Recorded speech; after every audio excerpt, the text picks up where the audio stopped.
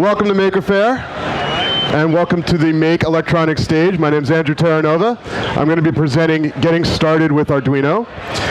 By show of hands, who is an expert or considers yourself an expert on Arduino? Okay, not very many people, that's good. Who considers yourself a brand new, totally new to Arduino? Okay, you're at the right presentation. And who is sort of maybe intermediate, knows a little bit enough to be dangerous at Arduino? Okay, that's me. Good. So as long as I know more than you, we're cool. So if you don't know too much about Arduino, what's it good for? Well, just about anything you want. It's a microprocessor. It has inputs and outputs, and I'll explain a little bit about that. But what it means is you can monitor something on your inputs, run a little program to do something with that, and then have an output. So you can use it for prototyping and making circuits that do cool programmable things. You can hack and turn junk into cool stuff. And, of course, you can actually learn how to program instead of just, hello world or whatever. You can actually make something cool, and so you're building a project and programming it and learning how to program at the same time. So, for example, these are just a few examples of things people have done. There's the Monkey Couch Guardian. It senses that somebody comes close to the couch, and then it reacts by doing the clappy thing, right? I always found the things a little scary. Or you can have like a gumball machine. Instead of putting a coin in, you get a secret knock. It recognizes the patterns, and that's your input. And then the output is it actuates a little electric solenoid and opens the gumball drawer, and you get a gumball. Input, processing, output. Or you can actually log data too, so you can do it for learning and scientific and education stuff. So this is a sun logger. You can collect, the amount of solar radiation over the course of a day, right? But those are just a few examples. You can do just about anything you want. How do you learn about Arduino? There's a lot of great resources to learn Arduino. Arduino's own website is a really good resource, arduino.cc. They've got a great reference. I often refer back to it myself. We also have in the Maker Shed, which you'll find here at Maker Faire, a couple of good books on using Arduino. There's a Getting Started kit for Arduino, and at 12:30 today only, Michael Arduino, the author of Make an Arduino Controlled Robot, has his own presentation on learning Arduino using robots. So that's a great presentation. Okay, so what does an Arduino look like? There are a few different makes. There's a few different models. These are like sort of the four main ones that you'll see: the Uno, the Leonardo, and the Mega and the Due. So the difference, let me break it down for you. Basically, the Uno is a good starting board to go with. It's got 14 digital input and output pins, right? So let me explain digital analog. If you want to know if something is on or off, or you want to turn something on or off, that's digital. It's either a 1 or a 0, nothing in between. Analog, if you want to know a range of numbers, like how bright is the sun, as opposed to is there light here, okay? Then that's analog, or how loud is the sound, right? Analog, there are only analog inputs. Digital, you have input and output on the Arduino. So one of the important things when you're trying to pick which board do I go with, because there's a lot of them, is how many inputs and outputs do I need for whatever I want to do? So the Arduino is a nice starting point. Like I said, 14 digital inputs and outputs, 6 analog inputs, and it runs at 16 megahertz, blah, blah, blah. The Mega is a good choice if you have a lot of I/O, a lot of inputs and outputs. It's got 54 digital inputs and outputs, 16 analog inputs, and then when I said you couldn't really have an analog output, it's sort of a lie. You can have there's 15 of what you called PWM, or pulse width modulation. It's really digital, but it's putting out pulses instead of just on or off. It's pulses of on. So the more pulses of on you do, the more it looks like it's only a little bit on. So for example, if you had an LED and you just turn it on, full bright, it's on. If you pulse on, then it's a little dimmer. And however many pulses you do in a certain time period, that's pulse width modulation. So you can make a LED brighter or dimmer with pulse width modulation, or PWM. So that's what that's about. Okay, the other two on here you see are the Due and the Leonardo.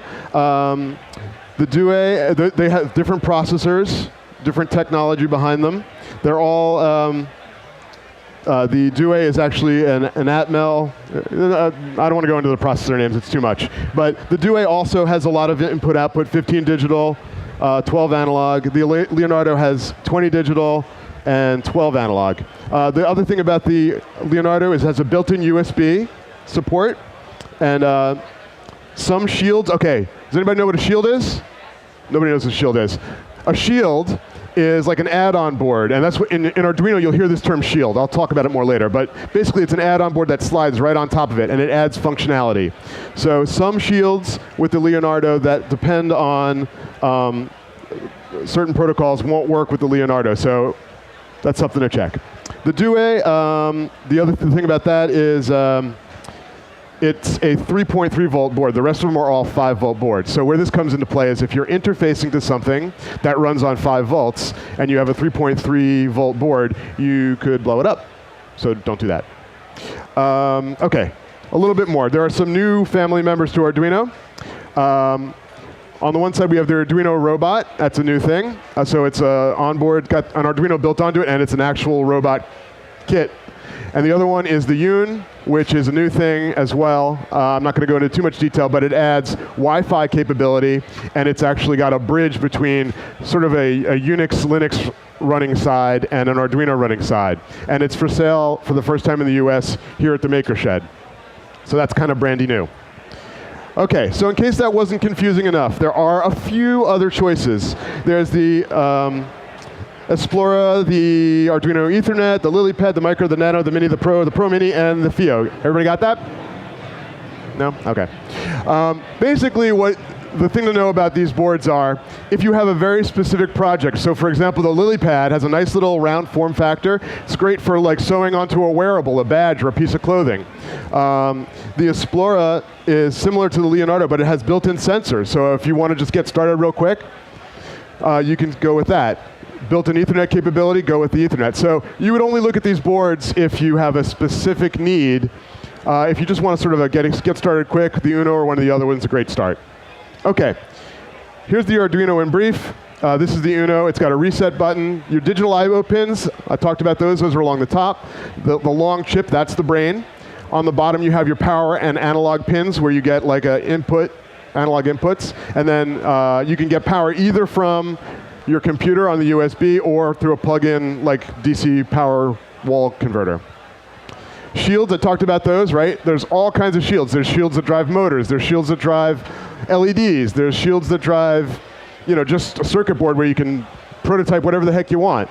So you see that word shield, look for it. People can also like make their own custom shield. So if you are thinking, I want to do this with my project, I wonder if somebody's ever done that. Just search for whatever the heck you're looking for, shield, and it might have already been done.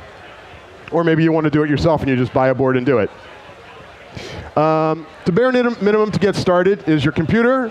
There's a programming interface I'll show you in a minute. You need a cable that connects to your Arduino, and you're good to go. This is the environment. It's multi-platform, so it'll run on different operating systems. You install the software on your laptop. You program it there. You start up your Arduino, and then you just push the program into the Arduino, and as soon as it loads, it starts executing your program. The basic program that like everybody has, and it's like a default, is the Blink program. So when you first get your new board, you load the Blink program, and it blinks a little onboard LED, and then you know your Arduino is working.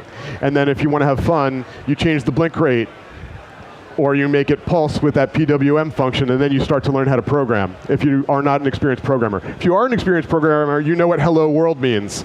So the Blink program is like the hello world of the Arduino. This is how you load a sketch. It's very simple. You can pull examples down, and you just push it out.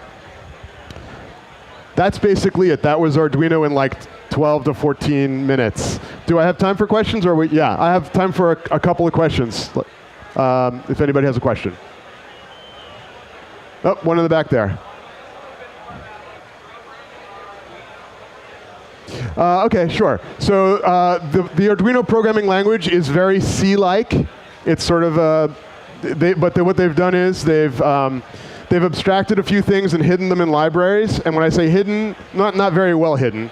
It's like, here they are. You can go look at them. You can mess with them. You can write your own if you want to go do that. But if you don't, and you just want to like make your LED blink or call a servo driving library or a motor driving library, somebody might have a library, and there are many, many libraries already written for you. So all that stuff can be hidden, or you can dive into it. I'm sorry, I don't know if that answered your question a little, but anybody else? Really?